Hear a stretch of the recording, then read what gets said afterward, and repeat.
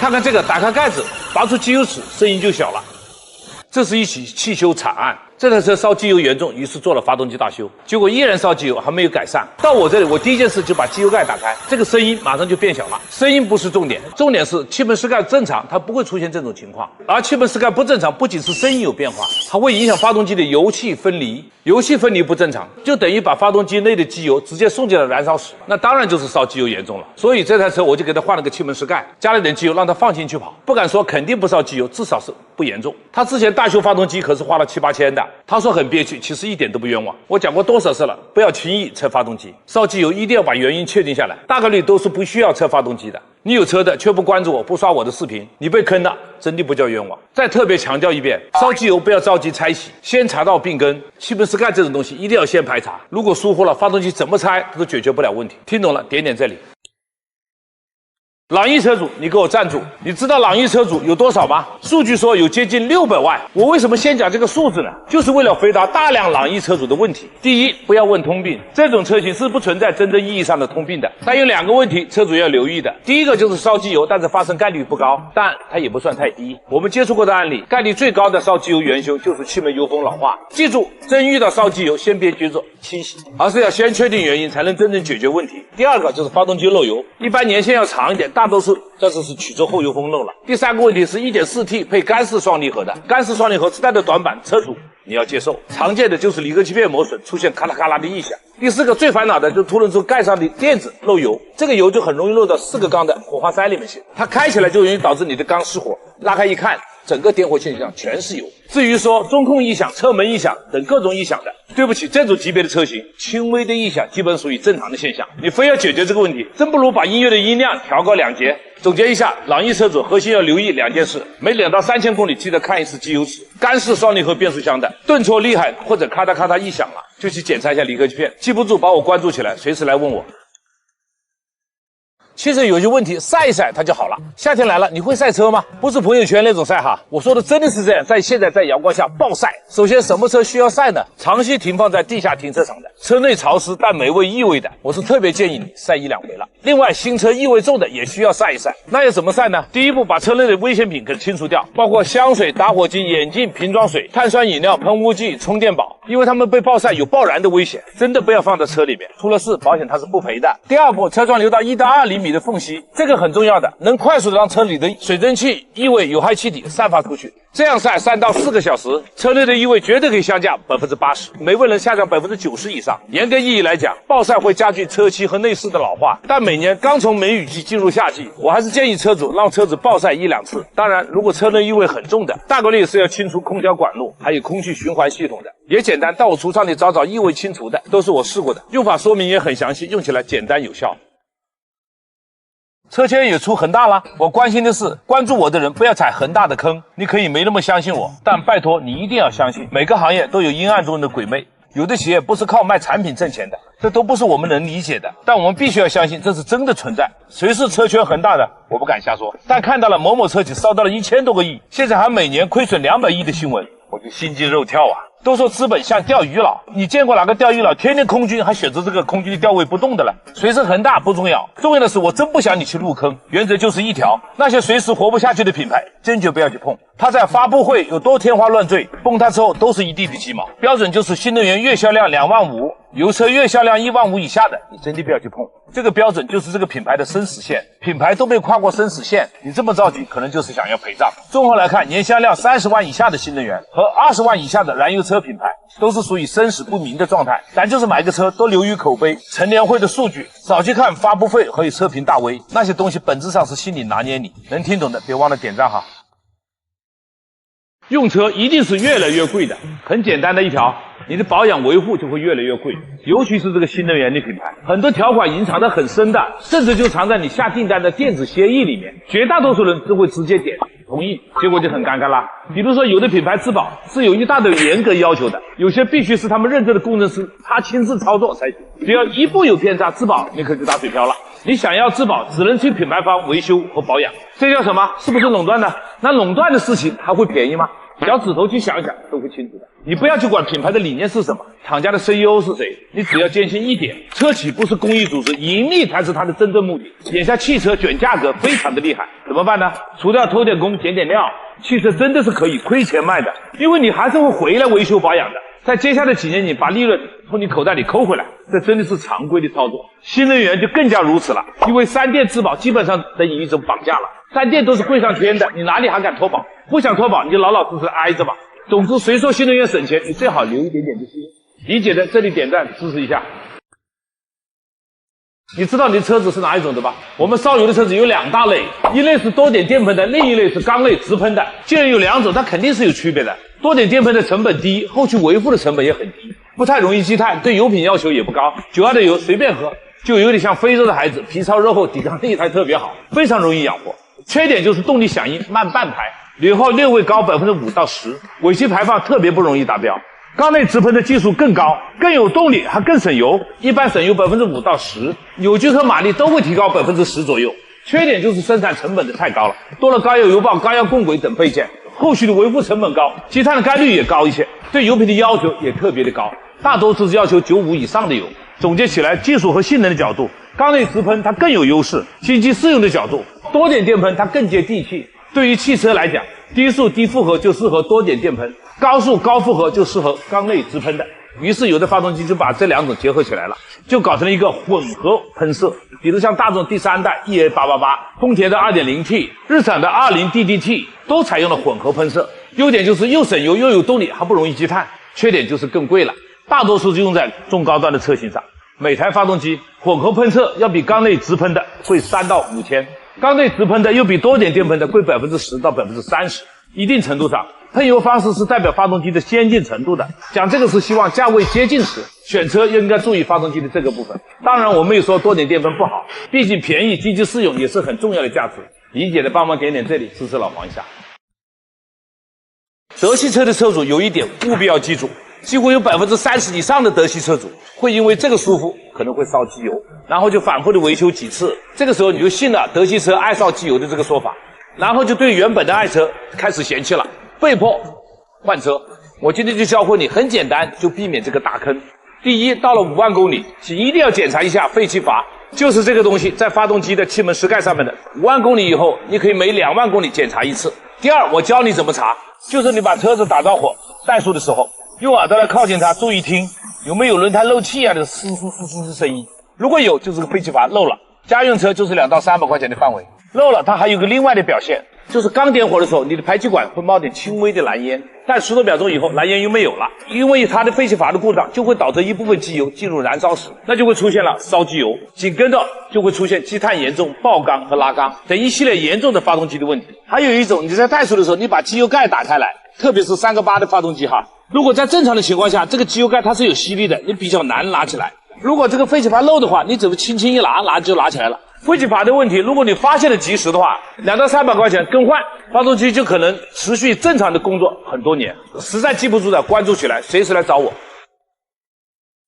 这种门店简直是行业价格的屠夫，一次保养199、399，诸如此类的一口价套餐，还不带任何套路的。这种门店很会隐身，很多车主容易错过的。我来给还不知道的车主打探一下，我刚刚问了199也好，399也好，居然都能用到这全合成机油，1线品牌 SP 等级，这个是按照美国石油协会，也就是 API 制定的标准来划分的。后面的字母越靠后，也就是意味着机油性能等级越高。我们很多家用车保养都是用 SN 级别的 ，SP 就比 SN 还要高，所以这个很让我意外了。别的我也不想问了，因为保养的核心它就是机油。理解的知道下回要怎么做了吧？不懂这2个字要重新认识一下了。毕竟又好又便宜，还觉得可靠的事情，可不是哪里都有的。先说答案 ，SUV 的故障率一定是高于轿车的。先别急哈，有3个方面导致这样的结果。第一个，同级别的 SUV 车型它会更重，有物理学基础的你马上就理解。当质量 M 增大意味着什么呢？第二个 SUV 的悬挂行程更大，横向的摆动幅度它也更大，物理概念就距离 S 增大了。不说别的，单独的磨损问题它就会被放大。第三 ，SUV 的结构就比轿车复杂很多，尤其是四驱的，有分动箱、差速器、传动轴、姿态传感器等组件，结构越复杂，故障率肯定就越高。所以同级别的 SUV 和轿车比，故障率要高10%到30%。越野的相关配置越多，它的差别就更明显。那如果说只是底盘高一点，没有四驱、没有差速锁这种越野配置，是不是就跟轿车差别不大的呢？是的，比如紧凑型的 SUV， 它跟紧凑型的轿车故障率对比，我查阅了 JT Power 的数据，是 SUV 的故障率只高出9%，这个差距就低很多了。总之，家用车没有特别追求的，几千块钱也在乎的，我就建议你优先选轿车，因为故障率和正常用车成本叠加起来，轿车每年都比 SUV 要省大几千块钱，而只是用车年限越久，相差就会越大。每天讲车愿意听的点点这里吧。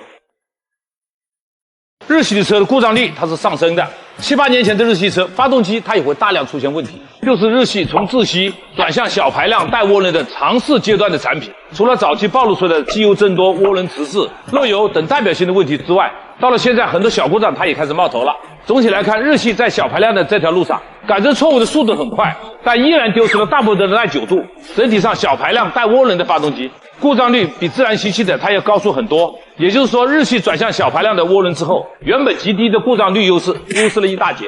各位要知道，这原本是日系车最核心的亮点，而这么做的根本原因还是环保要求排放它有达标，排量和碳积分挂钩，大排量的成为了负资产。这样看起来，随着环保标准在升级，燃油车距离崩塌的临界点会越来越近。就好比一辆车为了环保增加了20%的成本，它增加了30%的故障率，这种趋势下就必然要动摇燃油车的竞争力。可能我太老古董了，小排量带涡轮，我真的觉得这个趋势是反科学的。但无论我怎么说，国7的标准马上来了，这个趋势它是无法改变了。老一点的车子可以参考这种办法，500块的配件用不到50就可以把它修好。看看这个车子的水箱跟着回水管的接头，别人拆的时候就高估了这个接头的质量，稍微一用力断了，他们就要把整个水箱都换掉。这个水箱呢，这个成本呢大概500来块钱，而且还不是原厂的。车主问我，我就让他不要计较了。你来我这里，我的办法就是用一段铝管啊，在铝管上工程师直接从这个断的口子里引进去，因为断的这个厚度啊，它有将近3个毫米，所以它的强度是够用的。这个回水管内部压力的变化在0.8到1.28之间，也就是说内部压力不是很大，它就很难出现高压泄漏的问题。我们只要在外面做好固定，基本上就可以保证别的地方坏了，这个地方可能依然没有问题的。很多人会觉得这样维修不规范，但问题是就这一样半新不旧的广汽传祺，如果你把这个配件换掉，就要多出500块钱，这多少有点不妥当吧？我这给它修好，给它加上防冻液，算上工时，给它装好，也就是170、80块钱。别的不讲，一声谢谢，我肯定可以赚到。谢谢哦。讲这个案例就是提醒关注我的车主，如果车子比较老旧的话，出了问题去维修就没有必要苛求规范了，主打一个便宜可靠解决问题就可以了。你有这种态度，很多师傅就愿意帮你想办法，实在不行你还可以私信问问我。这种情况你多说一句话就可以省到300块钱左右。车子用久了三元催化堵了是非常常见的一种事情，可能有一些修理厂就会建议车主换掉3元。我提个醒，3元这个东西不便宜啊，老旧的车子能清洗就尽量不要去更换。你是旧车花大价钱维修，总有一个觉得是彩礼高换那个无手货的感觉。但如果真的需要换，你记住了，3元催化器里它藏这个东西，那么就是一个氧传感器。车子老了，这个氧传感器就会跟这个3元催化锈死在里面。就有的修理厂基本上是整个一起把它换掉的，但实际上这个氧传感器啊，慢慢的拆是可以被保留下来的。原厂的氧传感器寿命它比较长，所以几乎遇到所有的3元催化你需要更换的时候，你作为车主可以提醒一下维修师，你帮我把氧传感器保留下来好吧？比如这个日产的车子，氧传感器的成本就要270块钱，加上工时和维修都收你350到400块，都是可以吧？所以你关注我老黄，真的可以帮你省钱，理解的帮点赞支持一下。刹车油看了颜色就要换，靠谱吗？如果这个师傅没有特异功能，他就不靠谱。测含水量超过3%就要换。延时启动，这个可能有点麻烦的，电机、传感器、进气系统、燃油系统都有可能，但优先要排除的就是启动电瓶，尤其是电瓶用了3年以上的，排除电瓶问题再去查其他的。点火式皮带异响、皮带老化或者张紧轮的张力不够，检查这2个就好了，这属于小问题。70码以上副驾驶里哒响，速度越快它越响。排除动平衡的问题，就仔细检查一下底盘的护板、防尘罩，尤其是排气管放动会不会撞到隔热板。5，发动机转速2500以上它就抖动。你这个是怠速还是在行驶状态呢？如果是怠速，就要考虑燃烧是否充分，是不是共振。老车考虑机油电老化。如果在行驶状态上，大概就是轮胎动平衡的问题。6，空调某一个出风口没封，你先好好看一下，是不是自己把出风口给关了。如果确定没有，那就有点麻烦了，大概是风道的接口脱掉了，或者是切口堵塞了，这个要测中控台的，需要一定的工时费。第7个，原地打方向，这个发出响声，可能是转向助力棒皮带老化，助力棒没油了，再可能就是转向机的齿轮跟齿条间隙磨损过大了。有问题的评论区描述清楚，我会一一的回答你们。记得关注，不然你刷不到我了。说出来都丢人。有位车主喜欢某个大 V， 因为这个大 V 总是说一些大品牌它有问题，这样的问题和那样的问题，和这些大品牌的员工在直播间直接干仗。他就特别支持，就买了很多大量的发动机抗磨剂和清洗剂，结果发现真的很管用。现在这台发动机的积碳一塌糊涂。说真的，这种发动机积碳严重的，我真的没见过几台。如果不是车主瞎爱护，它是难得一见的。我一直在说，没有问题你就不要瞎搞。再大的大 V， 再喜欢，你买它的东西还不是要花钱？来路不明的东西大量的加入发动机里面，第一会改变机油的粘稠度，第二会破坏机油的抗氧化和清洁能力。你的发动机本来什么问题都没有的，你何必增加它的风险呢？我橱窗里也有很多汽车用品，我什么时候不说问题就鼓励人让你去买了吗？没有问题就真的不要瞎搞。网络直播间只要有人气的99%，它都是剧本。连线的大部分都是自己人，满腔热情的你，可能就是成了他们的猎物。我还见过直播间里的发动机没有机油，它照样工作的。有点常识的你都知道，真没有机油，高速几分钟发动机它就要红了，密封件全部都会冒烟的。人家就是堵死了放油孔，让你觉得真是没有机油，结果你就信了，然后你就买了。现在这个怎么办呢？讲真的，我都有点嫌弃，不想搞，头都大了。听我一句劝哈，汽车没有问题，真的不要瞎搞，越搞越糟糕。点赞转发，让更多人看到吧。不要转发给那个大 V 哈，我是搞不过他们的。这个他不是错别字。车主都被当成了奶牛。我刚刚参加了汽车行业的一次讨论，主要是讲新能源汽车的维保，客观上它形成了一种垄断，主要就是2个点。第一个点是质保的过度限制，就是厂家原本就要给的质保，强行的加上了许多条件，比如油车3大件出现故障，车主要在外面维修了，只要具备维修资质的，品牌方还是接着会给你质保的。但是现在新能源非常的强势，你在外面换过轮胎，不小心出现了一点磕碰，都可能被取消质保。第二点是技术壁垒，新能源汽车不但在设计上五花八门，而且品牌方是不公开维保技术手册的，外面的维修厂没有技术资料，你就比较难维修，而且一旦出现了问题，你就没有退路了，就要赔偿一大笔钱。因为车主回品牌方自费维修，什么都有可能，维修不可能便宜，质保非常容易失效，维保它有垄断。如果这个局面不改变的话，新能源品牌方根本不害怕卷价格，车子半价卖都是没有问题的，和卖房只收首付是一个道理。只要有一部分车主质保失效，只要车主维修保养都逃不出自己的手掌心，收钱是不过是时间和方式的问题。真正推广新能源，后市场的规则就不可以这样任由垄断，呼吁国家尽快出台相关规定，约束他们一下，不然千万新能源车主就会被人嘴上喊着珍贵的车主，实际上被当成随时挤的奶牛。觉得有道理的，转发给更多人看见。手机支架位置低一点，追尾风险就会高出一大截。我参加过多次的事故技术分析，确实发现了一些大概的规律。手机支架位置低，司机一个低着头在开导航，出现追尾事故的概率就非常高。第二种就是物品掉落，司机弯腰去捡东西，追尾的概率也很高。第三种就是进隧道不留意观察，因为眼睛呢不适应光线，突然一下按下来了，很难第一时间察觉前车在减速，就非常容易追尾了。第四种就是高跟鞋了，高跟鞋和拖鞋开车都是违法行为，真要出了事是要多承担责任的，尤其是高跟鞋会导致油门控制的不精准，踩刹车没有力量，就很容易造成追尾。高跟鞋还非常容易卡住我们油门踏板或者刹车踏板。这里补充一点，有人把高跟鞋脱了，光脚开车行不行呢？我告诉你是不行的。虽然我们的交通法没说光脚不能开车，但在部分省份的规定是明确不可以的，而且没有规定的省份，交通事故遇到处理光脚开车的，也会应用妨碍驾驶安全这一条来给予你相关的责任。实际上光脚开车非常的不安全，首先就出现打滑，因为脚会出汗的；第二就可能会出现条件反射，比如碰到毛糙的部分就本能的把脚收回来；第三就是有数据认为光脚开车在紧急刹车操作过程中，它的事故率高达31%，所以不要抬杠了，大家老老实实的遵守法规，安全行车才能每天过来跟我点赞。来，过来看，3万公里把车子搞成这样，看到积碳乌漆麻黑的吧？这还不是重点的，我们再看看气缸壁是不是有很多划痕呢？麻烦就在这了，这种车子你修是修不好的。我可以跟它大修发动机，但是不可能恢复到原来的样子了。无数次讲，机油就是发动机的命。我天天跟你讲，修车用车要省钱。你看我哪次讲让车主在机油上省钱的？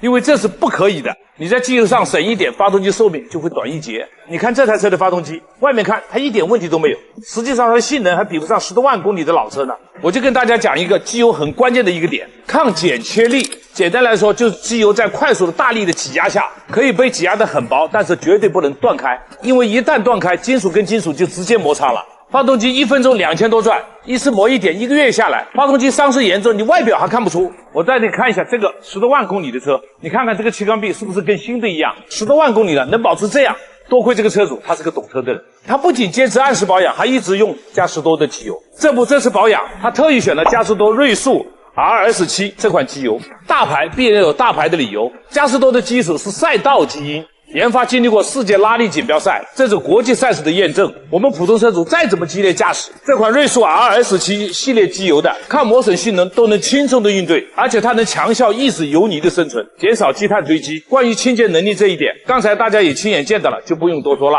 可能有人会问，这种大牌机油保养费用会不会贵很多？我告诉你，基本上没有差别，同标号的机油差别不过几十块钱。但你要知道，多花这几十块，大概率能让你躲开发动机大修的麻烦，这可比大修的花费划算多了。而嘉实多瑞素 RS 系列选择还挺全的，像针对长里程车辆养护的瑞素 RS9 系列，还有专门适配奔驰、宝马这类高端车型的瑞素 RSX， 都能满足不同的需求。特别提醒车子相对比较好点的车子，有一点性能、驾驶体验的车子，机油越应该讲究点。大家去了解一下瑞素 RS 机油，顺带学习一点机油知识。不要爱车的发动机太遭罪了，你一定要避掉这种坑。修车有很多好玩的事情，有的车主又可爱，但是又可怜。今天来了个小姑娘，她的油耗突然升高，然后她就去路边的维修厂看了一下，好了，火花塞换掉，油路清洗搞一下，鸡蛋清洗搞一下，1000多就出去了。结果油耗纹丝不动，照样很高。他就跑到我这里来了，我检查了发动机变速箱，读取它的数据流，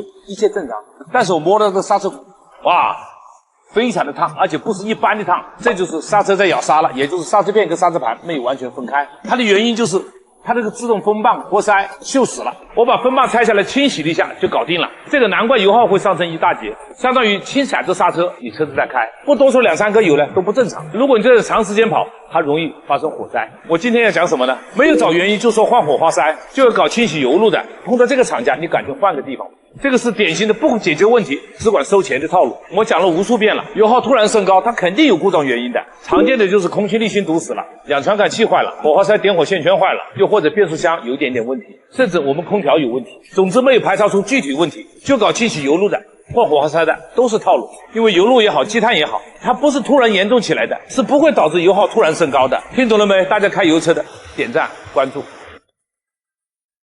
几块钱就能在电商上买到好多这种东西，很多讲这个东西除了被邪恶的人用来扎轮胎，就没有什么别的用处了。电商为什么允许这种东西买卖呢？实际上卖这种东西的都号称是什么防盗围墙用的，总之人家就说有别的正当用途，于是就照样在卖。就有这种歹毒的人用这种东西来扎轮胎，给自己的维修店谋取非正当的利益。那作为我们车主要怎么办呢？我知道一起案例，就是某段国道边上的一家维修店干过这种事情，然后被处理了。之所以被处理，是因为很多被扎了轮胎的车主都报了警，当地警方就调查了，这种事情一查就10拿9稳了。所以这些维修店就罪有应得了，这就是很成功的清除邪恶行为的一种案例。我讲这个就是希望我们车主遇到这种情况，不要默默的忍受自己生闷气，更不要怕麻烦，一定要选择报警。有人干出这种龌龊事，附近倒霉的就不止你一个。只要有小部分车主没有沉默，当地的警方就很可能展开调查，让歹毒的人罪有应得。想想也是，一条轮胎好几百块钱，稍微好点的就1到2千，好的车子更是要好几千。为了挣这点补胎的钱，就做出这种恶行，真的很恶心。都说生活不易，还总有这些人暗地在使坏。希望不幸遇到的车主积极点报警，一起努力清理垃圾。理解的转发给更多的车主朋友吧。修车也会遇到灵异事件，厂里来了辆车，说加速没力气，油门踩下一大截，车子就是没脾气，它跑不动。说明一下，这个车子出了这个故障之前，它刚刚在别人那里做了保养。我们的小师傅一通检查，他找不到原因，就重新装好了，让车主回头去找那个保养的地方。结果车主一上车，车子好了，他试了一圈，完全正常。这些问题就出来了。等于说之前那家做保养的师傅稀里糊涂的给这台车留下了一个问题。我们厂的小师傅呢，他稀里糊涂的把这个问题解决了，但是没有人知道为什么。车主他肯定不安心啊。作为我们维修厂黄师傅，也不能让稀里糊涂的让车主走了。小师傅就来敲我的门了。我听完了就说，把空气流量的数据给我读出来，前后对比一下，结果原因就出来了。原来做保养的师傅他非常粗心，在进气管上的空气流量计的卡扣没有装紧，导致一部分进气呢没有经过空气流量计，发动机的控制单元只按照空气流量计的数据来喷油，而空气流量计的数据明显它偏低了，所以车子它就没力气了。我们的小师傅检测空气滤芯，检测空气流量计，一通操作下来没发现问题，他又装回去了，刚好把原来没有装好的卡扣给它装紧了，所以问题就解决了。这个事情真是一个巧合。讲这个是为了提醒同行，哪怕是小保养，你也不要太应付了，要按步骤规范操作，不然会留下隐患的。也提醒车主，保养之后出现了新问题，你不要慌，可以去排查一下，实在不行的找老黄。你可以不记得案例，但最好记得点一个关注。汽车的轮毂千万不要换，除非不得已，否则你就吃了大亏。大多数车主都不知道的，轮毂的修复成本只有更换的10到15%，大多数维修厂他都不推荐你修，都是让你直接换掉。换下来的轮毂呢，一不小心他又拿去修去了，回头又当新的换给下一位车主。一般家用车的轮毂你换一个一般都是1到2千块钱，稍微好点的车呢，一个轮毂要3到4千，还有更好的车是大几千的。而修复的话只要1到200、3到400就可以搞定。实际上轮毂修复的跟原厂的是基本上没有差别的。我带你偷偷的看一眼我们固定合作的修复中心，这个代表省内的顶流水平了，可以做冷热加工来纠正变形，可以焊接裂缝填补缺失部分。也就是说哪怕轮毂被撞掉了一块，也是可以用填补的方法可以把它补出来的，而且填补的材料还是铝合金，和轮毂本身的材料完全一致，它们是可以融合在一起的，所以它的机械强度是没有问题的。修复之后还要做表面轮毂处理，表面的拉丝、抛光、电镀、烤漆等各种工艺，这些都是可以把它做好的。做完之后跟买个原厂的99.999%是一样的，这种修复跟更换对比是没有区别的，而且成本它只要10几分之一，关键还保留了原车轮毂的一致性。讲这个是提醒各位车主，铝合金的轮毂更换成本是非常高的，如果不是结构破坏严重，都是可以修复的。当然要找到设备和技术都到位的技术工厂。我的粉丝有需求的都可以直接来私信我，别的不说，确保行业地板价我是敢说的。拜托所有的修车师傅，换火花塞你要规规矩矩用扭力扳手行不行？我们现在太多的师傅换火花塞他不按规矩来，把火花塞拧得太紧了，到了下次换火花塞一不小心就把火花塞拧断了在里面，然后就会花很大的精力把断了的部分从气缸里头取出来。如果问题只是给下次更换造成了麻烦，我都不会专门来做这个提醒的。问题是你不用扭力扳手，用大力气去拧，火花塞的陶瓷绝缘就很容易破裂，一旦破裂了造成漏气、燃烧不充分，这种问题短时间的车主是不会发现的，但对发动机的损害很大，尤其是做工作的这一缸。还有很多把火花塞的钢体螺纹都拧坏的，下次换火花塞根本拧不到位怎么办呢？可能有的时候就把整个缸盖给更换掉，这个成本是不是坑了车主一大笔钱的？两句话，一句跟同行讲，修车是个技术活，一定要按照技术要求来，你随意瞎搞不认真，对不起车主也对不起自己，这样操作你永远不会成为好的修车师傅的，只能在这个行业混饭吃而已。第二个就是跟车主讲，换火花塞师傅不用扭力扳手的，你完全可以提出来骂他，因为这种操作极其不负责任。对了，扭力扳手一般长成这样，你稍微认识一下，希望大家点赞转发，让更多车主看到，让修车行业多一点规范。有些时候自动启停必须是把它关掉的。我按严重程度排序，一次性讲完。第一就是蠕行路段，也就是走走停停的路段，你不关掉就会频繁的熄火启动。我先不讲电瓶能不能受得了，启动电机散热可能就是个大问题。这种路段启动电机烧毁是常见的案例。第二就是冬天冷车状态，有些车是有保护程序的，会自己停用自动启停，但有的车它就没有。冷车状态多次启停对发动机磨损比较大，我们发动机70%的磨损都是发生在冷车状态下，所以冷车你就要把自动启停关掉。第三就是夏季高温遇到路口紧挨的路段，可能几十秒钟就是一个路口，这个时候你就要来一次启停，对启动电机散热它也是一个考验，而且频繁熄火会严重的影响空调制冷的效果，所以就应该把它关掉。第四就不是应该关掉，而是必须把它关掉，那就是雨天积水路段，一旦积水熄火，发动机又自动打火，那发动机就报废了，保险公司还不赔，那就一个6月飞雪，车主你就变成窦娥了。实在记不住的就收藏起来，希望转发给更多的车主朋友。用车修车不背套路，记得关注黄师傅。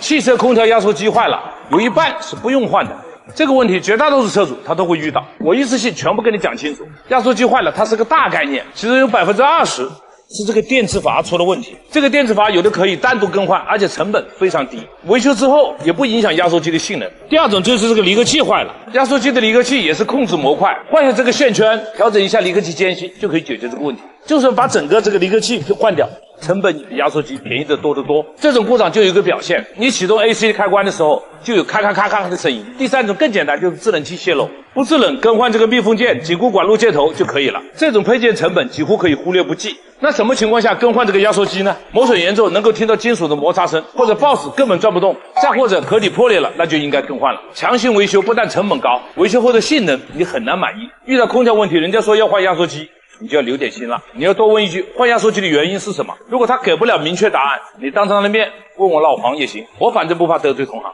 说实话，动不动就换这个压缩机，已经成了行业的热门套路。问题是车主花了钱，还把原装的压缩机给丢了，换来的大部分都是副厂件。理解的关注点赞，别忘记了哈。千万要留意哈，不要出了车祸才后悔。